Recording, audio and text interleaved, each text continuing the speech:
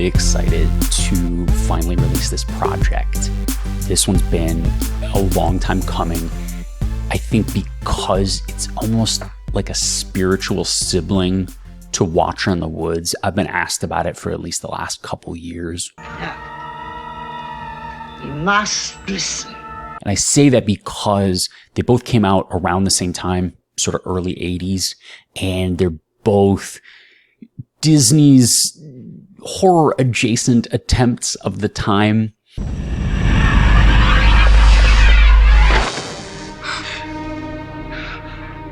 And both very enjoyable in their own way. And so now that I've had Watcher in the Woods out for a couple years, I've finally been able to track down and do a project with Something Wicked This Way Comes. Similar to Watcher in the Woods, it's another one that's getting lost to time. You won't find it on Disney Plus. You can't go out and digitally rent it. It's just really sad because this is such an enjoyable movie. It's based on a Ray Bradbury book, who also ended up writing the screenplay. Fantastic cast. It's got Jason Robards, Jonathan Pryce, Diane Ladd, Pam Grier, and really great performances, particularly from Jason Robards. I feel restless.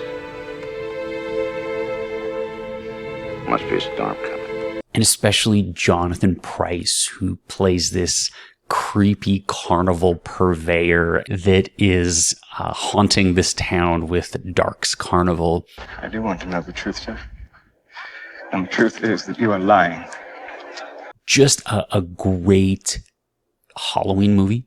It's that time of year, and really any time of year, but this may shock some people as I'm really more known for doing video editing. I actually have done no video editing on this project. And moral code or whatever, I wouldn't just release a movie because this isn't about piracy. This is about altering movies for the better or for a different experience, or in some ways just preserving movies and sort of adding back in deleted scenes. So in this case, the only real video adjustments I've done are upscaling it to 4K. So I managed to get Blu-ray quality and then take it up to 4K. So then what have I changed with this project? Well, in some ways, this is actually maybe the most ambitious project I've tried, and it's definitely somewhat outside my wheelhouse, but I was really excited when I read what extra materials were available for this. I must know. The movie, when it originally came out in 1983, featured a music score by James Horner, who was a fairly young, new composer at the time. And this was due to what sounds like some real adjustments after they finished shooting. There clearly, if you watch it, there were some reshoots. Some of the child actors have aged a little bit in some of the scenes, and you'll maybe notice some wigs and things like that to sort of hide their, hair changes and voice changes are a little bit noticeable as well.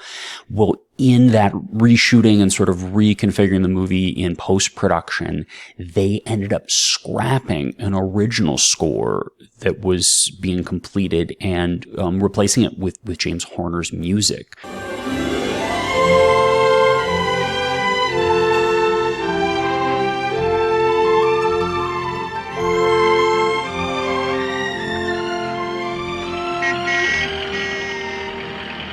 And that original score was by a French composer whose name I may butcher here, but it's Georges Delerue, who was quite renowned at the time and has a lot of fantastic credits to his name. And it seems that the score was maybe not completed, but I was able to replace probably 3/4 of the music with his unused score. And there's some sections that clearly did not have completed music. And then there's some sections where James Horner did not compose music, that this version did have some unused score. Wish you could be happy.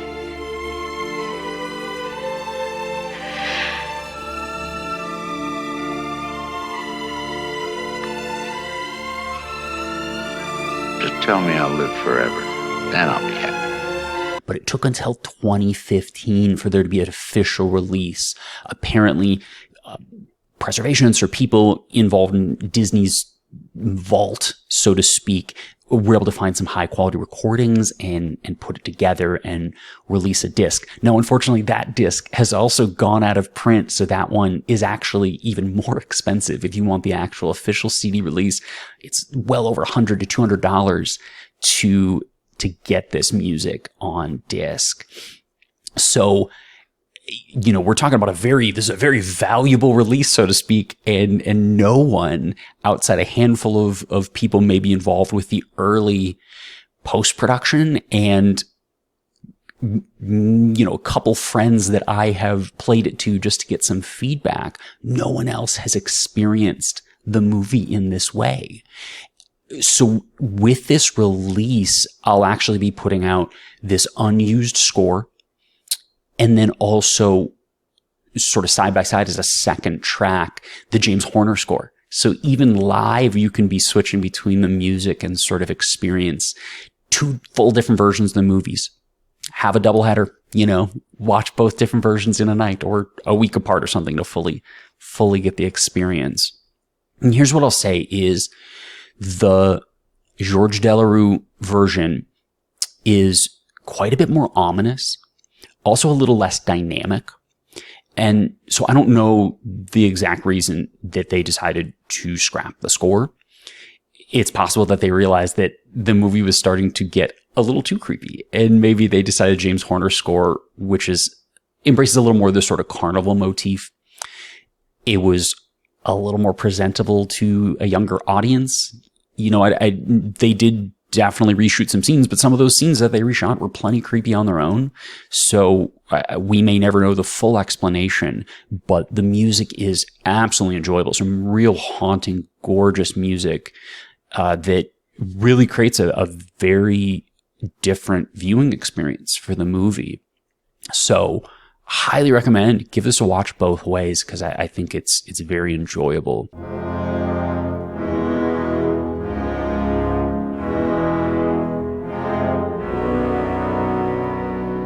I likely could have taken on this project a year or two ago, but the technology, so to speak, caught up in a way with what this required.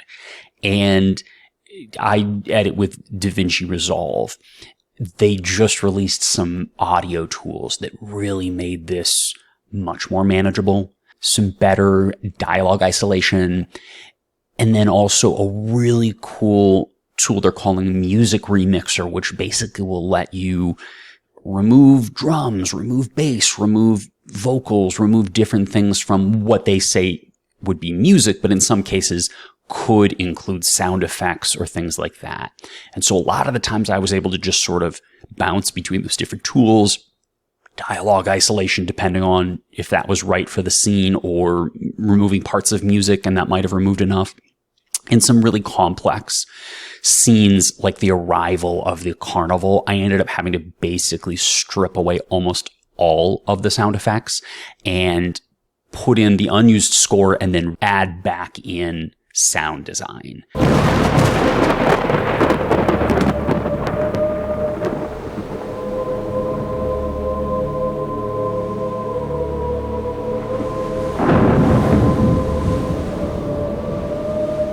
The rescoring is really complicated, intricate stuff. And then that combined with the fact that with this unused score, there's just sort of track listings and, you know, a track order to sort of guide where exactly within a given scene the music should end up. I feel like I've done a pretty good job, and certainly if people have some notes of like, ooh, wait, what if this was started 5 seconds later and it really would do something amazing there? I'm totally open for those kind of comments, because as far as I'm concerned, this is the Wild West to me. I've never done a full rescore of a movie, and I feel very good about what's in there. But again, nobody involved with the production, I don't think, is going to step in and tell me where it should or shouldn't go. So we're definitely just sort of going with the available information. He'd made a memory that would live as long as sons tell sons about fathers they love.